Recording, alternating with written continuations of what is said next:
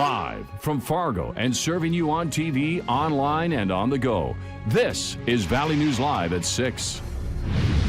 Emergency crews are on the scene of a crash between a semi and a truck north of Castleton and east of Amenia. They have been out for more than an hour after the call for help was made around 4:30 near the intersection of 25th Street Southeast and 158th Avenue Southeast. We've got a crew on the scene and we will bring you the latest as soon as we get it. On to the weather now, where it wouldn't be summer if it wasn't for the possibility of some stormy weather out there, including rain and maybe even the possibility of some small hail.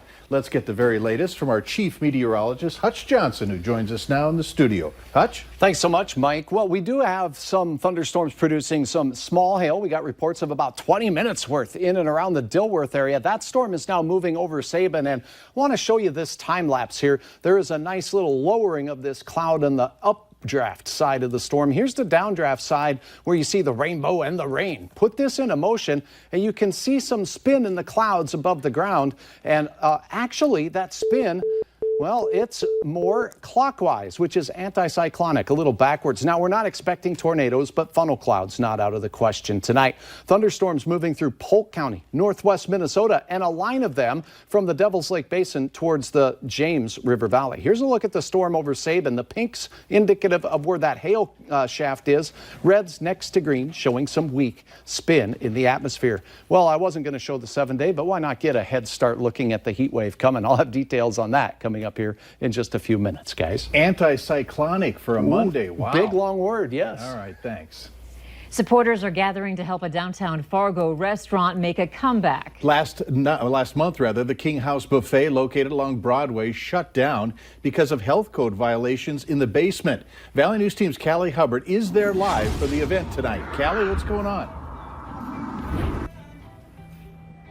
I'm here inside the King House Buffet where the turnout has been steady to say the least. If you just open up this door, you can just see how many people are already lining up to grab their food for the night. And from what I've been hearing from customers, they say that downtown wouldn't be the same without this historic place. Some call the King House Buffet a landmark in downtown Fargo. The place has been here for many years, as long as I can remember. Others say they believe the restaurant has always been a part of the community. I come here quite a bit.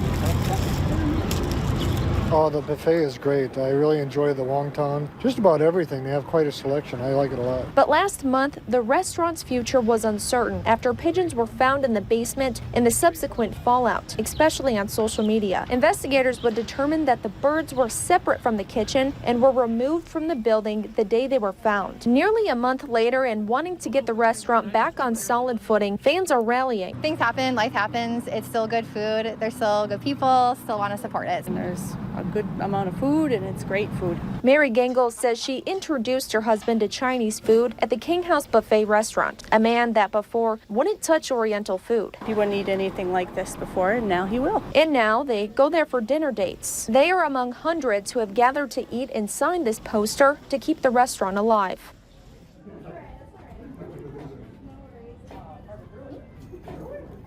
I spoke with Fargo Cass Public Health today, and they said that the restaurant is in good standing on their health inspections, and they have been since their first report in May. And for that, I'm going to be putting the Clean Plate Award sticker by Valley News Live right on their window right here. Reporting live in downtown Fargo, Callie Hubbard, Valley News Live. Thanks, Callie. 1,300 people have indicated on social media they were interested in coming to the restaurant tonight, with a couple hundred who said that they would stop for sure this evening. We'll check on the actual total tonight on Valley News Live, 10 at 10. Emergency crews are on the scene of a crash between a semi and a truck. The breaking news at the top of the hour. It's north of Castleton, east of Amenia. As we indicated, they've been there for more than an hour after the call came in about 4:30 at the intersection of 25th Street Southeast and 158th Avenue Southeast.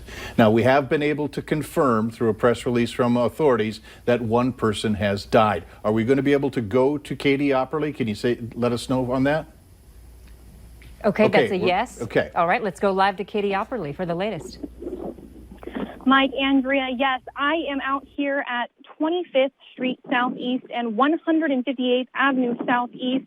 There is a tow truck here looking to clear the scene, but there are officials still on scene. The Sheriff's Department is out here, as well as the Highway Patrol, and they are working to clear the scene as well as analyze exactly what happened. As you said, they have confirmed that the person in the truck was killed. The owner or the driver of the semi was only experienced minor bumps and bruises.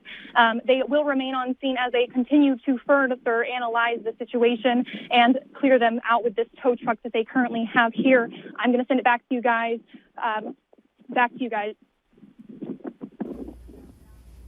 All right, thank you, Katie. Be sure to stick with Valley News Live for updates on this developing story. Police have identified the man who died in a West Fargo crash over the weekend as 38-year-old Johnny Gray. Criminal charges are likely against the driver, 34-year-old Daniel Del Pazzo.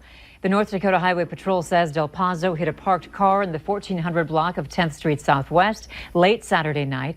The impact pushed the vehicle into two other cars, which were not occupied, but all were badly damaged. The victim was a passenger in the car. Del Pazzo was taken to the hospital, but there's no word yet on his condition. A Fargo man is facing a count of gross sexual imposition after court documents say he had sexual contact with a 4-year-old. Those documents say 57-year-old Patrick Keegan touched the child during nap time. The victim told investigators Keegan touched the child inappropriately and tried to have sex with the child. Keegan denied having any sexual contact with the victim, but did confirm that he has slept in a bed with the child during nap time. Keegan provided a DNA sample to investigators, which has been sent to the crime lab for testing. A warrant is currently out for his arrest. A former personal trainer in Fargo is now facing a handful of charges after several women say he sexually assaulted them. According to court records, David Saylor was working as a personal trainer at Edge Fitness in Fargo at the time of the alleged incidents. Court documents state Taylor asked two co-workers to participate in a medical trial for Alzheimer's. In the court records, one victim says Saylor locked her in a closet and massaged her backside. Another victim claims Saylor masturbated in front of her while she was lifting weights. Saylor has been charged with sexual assault and disorderly conduct. He is due back in court on July 12th. A canine unit is being credited with helping to find 2 pounds of meth during a traffic stop in Wadena County. Authorities say after the traffic stop, nitro gave a positive indication of meth. Several firearms and bullet-resistant vests were also found inside. In 2018, 33 people were killed in alcohol-involved crashes on North Dakota roads. An alcohol checkpoint last Saturday in Griggs County aimed to remove impaired drivers. The saturation patrol led to 21 traffic citations, mostly for speeding. There were 23 traffic warnings. 2 people were arrested for DUI, and there were no crashes. New Minnesota laws targeting marital rape, wage theft, and drugs will go into effect the 1st of July. Minnesotans who rape their spouses finally can be charged with sexual assault once the new laws go into effect. The state will also have what sponsors say is the country's toughest wage theft law. It comes down hard on employers who cheat workers by making it a felony punishable by up to 5 years in prison and a $10,000 fine.